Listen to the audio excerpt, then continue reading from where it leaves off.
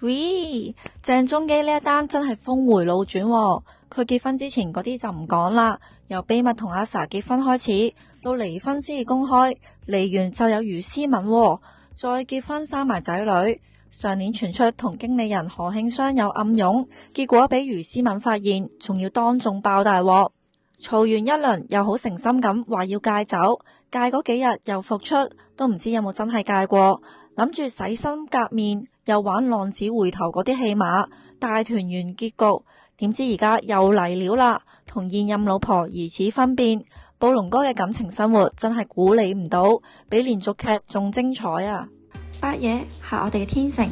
研究係我哋得閒得滯。無論你想知咩，我都由0到10搵俾你睇，唔使諗，直接 subscribe、likes 撳埋鐘啦。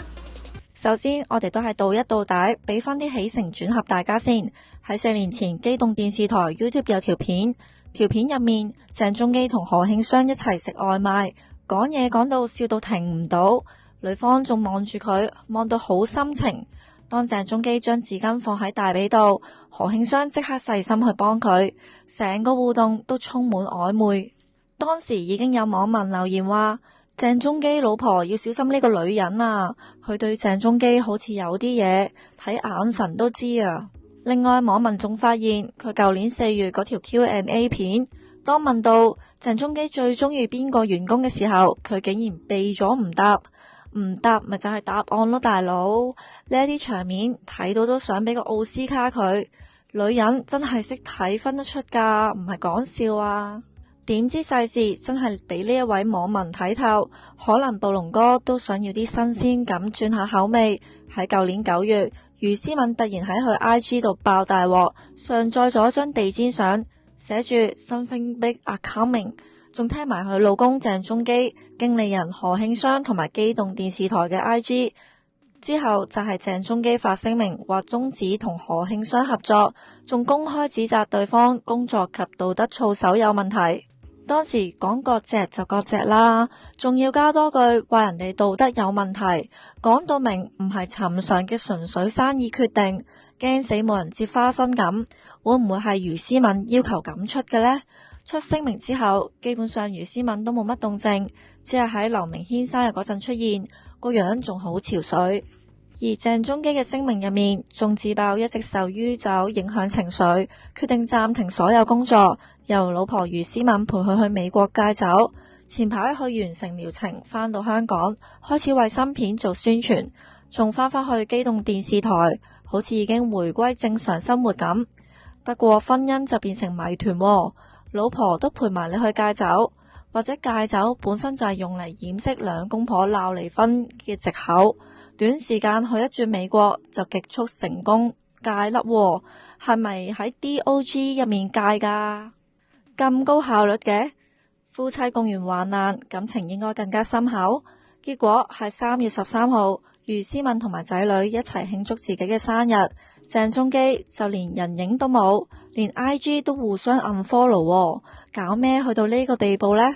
余思敏生日出 po 仲話 start a new chapter， 冇腦嘅都知道有唔妥啦。黃科文再加啦，佢寫住請記得好好控自己，會有很多人愛你。哇，畫公仔畫到出晒腸喎，Thank you so much。大家唔使估之後點啦，就係大家腦入面嘅預期結果。咁何慶湘呢個關鍵人物去咗邊呢？最 update 已經係上年嘅聖誕，佢現身朋友曾憲文嘅聚會，而曾憲文係高仙電影院嘅營運總監，同埋 Blacklight Artist Management 嘅創辦人之一。佢哋影合照仲笑得好開心噶。之前就有傳何慶湘大肚，所以就匿埋，但係睇翻舊年聖誕嘅相就唔似有咗喎。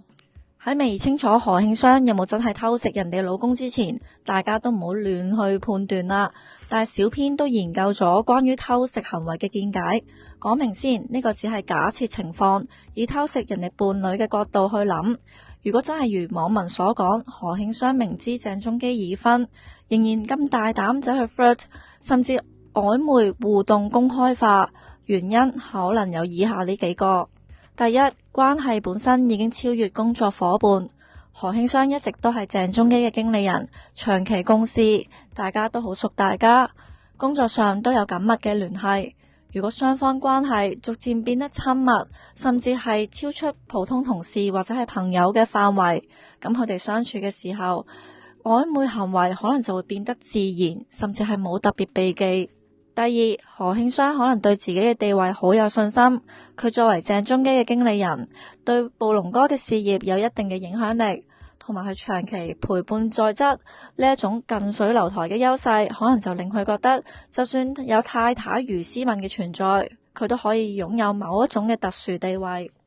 第三就係鄭中基本身嘅態度。如果暴龍哥佢本身對何慶湘嘅 flirt 係冇抗拒，甚至係好享受呢一種互動，就會變成一種雙向默許，而唔係單方面嘅挑逗。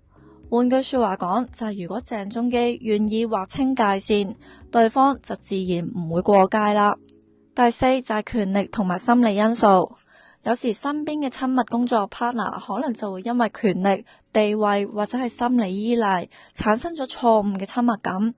例如係長期合作令到雙方變得過於依賴對方，或者其中一方覺得自己對對方有特別嘅影響力，呢一種關係可能就會變成曖昧，甚至係跨越咗呢個界線。網民覺得佢哋唔單純，其實係因為公開場合嘅互動太親密啦，甚至係帶有情侶式嘅氛圍，呢一啲都會令人懷疑佢哋嘅關係係咪已經超出咗工作範圍呢？不過除非你有實質嘅證據，如果唔係都只係揣測。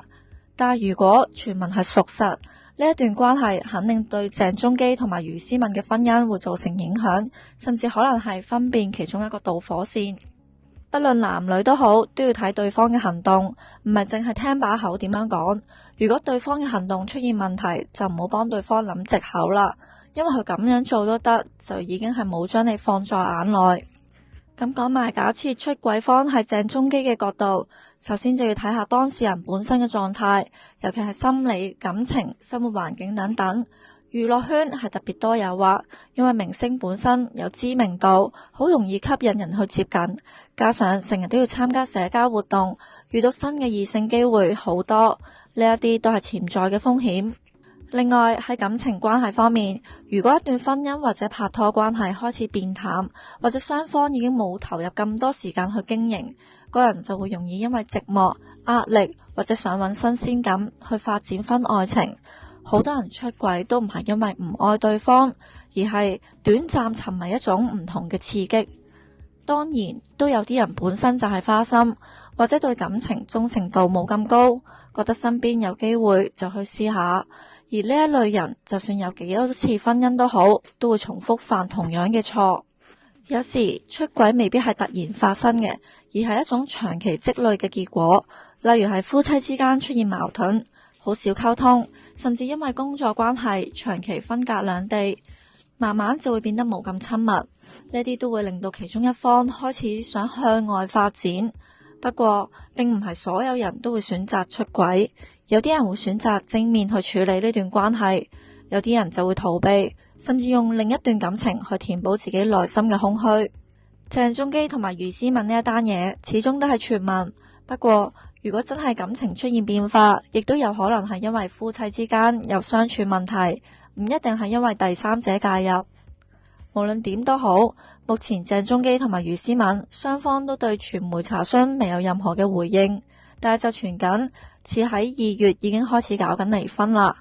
但係呢個都係佢哋兩個嘅私事，作為旁觀者睇八卦新聞係可以，但係都要留翻一啲空間俾當事人處理自己嘅關係。睇完未夠後，仲想知多啲，留言講我知你想知乜啦。